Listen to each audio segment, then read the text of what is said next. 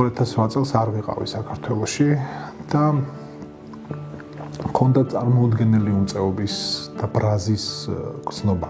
მე მახსენდება მაგალითად თამარ მეფის მიერ აშენებული დიდი სოფელი თამარაშენი, რომელიც რუსის ტანკებმა დაანგრიეს.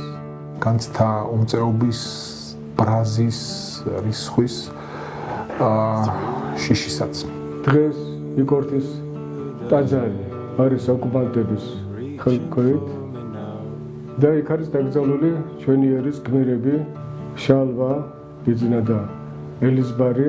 რო კი ქვეყანა გექნება, მაგრამ არ იქნება სახელმწიფო, არ იქნება თავისუფლება. რომელთა ძვლებიც ამჟამად ძალზე წოხან რო არიან დაპყრობილი და დამონებული მიწის ქვეშ.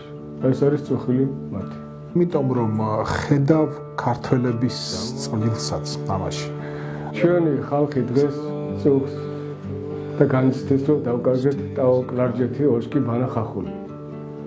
ეს იყო წარსულში ესა ტრაგედია, მაგრამ რომ დავკარგეთ ცხინვალის რეგიონი და აფხაზეთი, ეს წოხილი ჩვენ ხალხში არ არის და ეს არის გასაოცარი.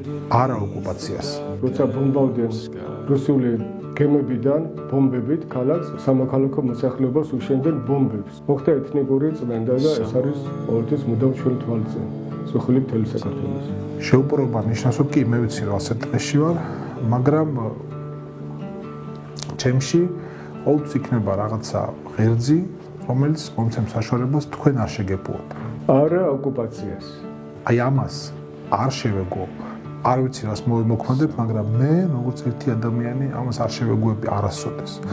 ჩემი ხატია სამშობლო.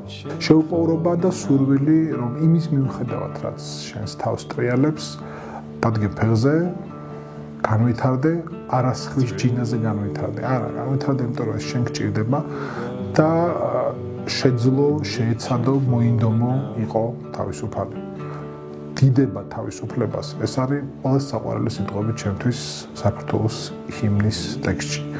დიდება თავისუფლებას და ძიოს ოკუპაცია, ადრე თუ გვიან.